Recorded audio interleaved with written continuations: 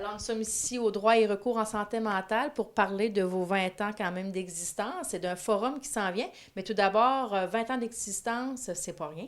Non, effectivement, c'est pas rien. Hein, c'est quand même toute une histoire derrière nous. Mhm. Et effectivement, donc pour souligner notre 20 ans, plutôt que de faire une fête avec les personnes utilisatrices, avec nos membres, Oui.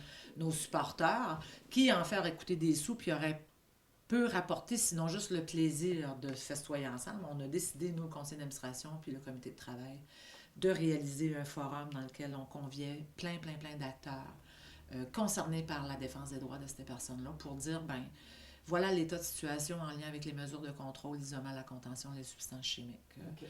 Et qu'est-ce qui se passe sur le terrain? Comment ça se fait qu'on a de la difficulté à faire un respect des droits au niveau des... en fonction de l'intention du législateur, puis ces grandes lois qui existent? Qu'est-ce qui se passe? Puis comment on pourrait agir autrement pour assurer une intervention beaucoup plus respectueuse des droits de nous tous, en fait, Oui. parce que nous pouvons tous être concernés par une hospitalisation. Et vous constatez qu'il y a des problèmes, que certains intervenants manquent de respect ou sont pas justes avec leurs patients? Ben, en effet, c'est comme partout. Chaque métier a ses pommes pourrites et ses bonnes Mhm. poires. Alors oui, dans le monde de l'intervention, que ce soit en santé mentale, que ce soit en centre jeunesse, que ce soit avec les personnes âgées, parce que ce sont tous des personnes fragilisées, vulnérables, Oui. ils reçoivent des bonnes interventions. Il y a des bons intervenants. Mais il y a quand même des gens pour qui la coercition, le marchandage, la menace fait partie courante de leur pratique.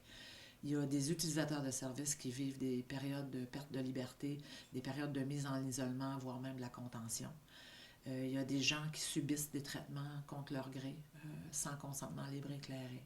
Alors oui, il y a des choses comme ça pour ces genres de clientèle-là, et c'est de ça qu'on va parler. Donc, on ne va pas en parler toute la journée, on va Non. faire un état de situation en avant-midi, on va nommer les choses, on va identifier les problématiques, et assez rapidement, dans le cadre de la première journée du 15 octobre, il va y avoir des conférenciers de renom qui vont venir parler qu'il y a des possibilités, il y a des alternatives, il y a des institutions qui n'utilisent pas ce genre de pratiques-là, afin, ensemble, donc tous les gens présents, puissent ensemble prendre part d'une réflexion commune afin de changer OK. véritablement ces pratiques qui sont actuelles vers des pratiques plus respectueuses des droits des individus. Alors, le 15 et 16 octobre prochain, au Centre Bonaventure à Bonaventure, qui est ciblé plus précisément par ce forum? Bien, tout le monde peut être ciblé. Donc, je me dis, si tu as un intérêt par rapport au respect des droits puis tu es curieux, ben c'est pas dispendieux, c'est accessible à tout le monde, c'est parfait. Par contre, on vise spécifiquement les intervenants du réseau de la santé, du monde de la justice, du monde OK. juridique, parce que c'est eux véritablement qui vont changer les pratiques. C'est eux qui sont sur le terrain puis qui vont pouvoir ensemble réfléchir et prendre des actions concrètes pour pouvoir transformer les pratiques.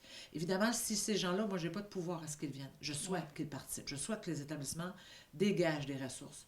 Mais s'ils ne sont pas là, ben ça me donnera un peu plus de pouvoir et, on va dire, comme dans le vieux temps, de parlure Oui. avec les directions pour pouvoir, à un moment donné, revendiquer davantage ou me plaindre, du moins. Je ne sais pas trop comment, mais on souhaite qu'ils soient présents pour pouvoir véritablement faire un changement. Alors, deux grandes journées qui s'en viennent très bientôt. Alors, on s'inscrit le plus tôt possible. Bien, idéalement, oui, parce que les places sont quand même limitées. La salle n'est pas très grande. On n'est pas au centre des congrès de Montréal, on se comprend.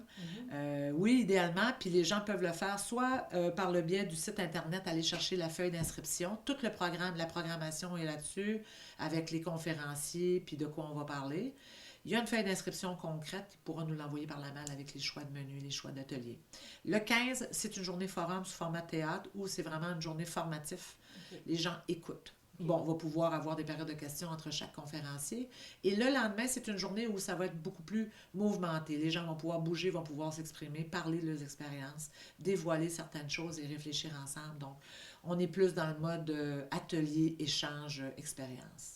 Les gens peuvent s'inscrire soit à la première Oui. journée, ou soit à la deuxième, ou soit aux deux journées. OK. Les tarifs sont vraiment accessibles à tous. Et pour les gens qui voudraient venir, puis qui n'ont pas de transport, que c'est difficile, qui ont un intérêt de communiquer avec nous, on est capable de mettre en place des mesures pour faciliter la participation de tous les gens qui sont intéressés. Alors, ce forum s'adresse plus aux intervenants qu'aux gens qui ont un problème en santé mentale? Ah non, les gens en problème Oui. de santé mentale, c'est important qu'ils soient présents pour qu'ils OK. puissent entendre qu'on porte leur parole, parce que la parole que nous allons porter c'est leurs propos, c'est leurs paroles et ils vont vraiment se sentir appuyés, réconfortés. Ils vont entendre des choses que ça fait longtemps qu'ils nous disent puis que personne croit. Alors, c'est une journée extraordinaire pour ces gens-là. C'est un forum pour eux aussi. Oui.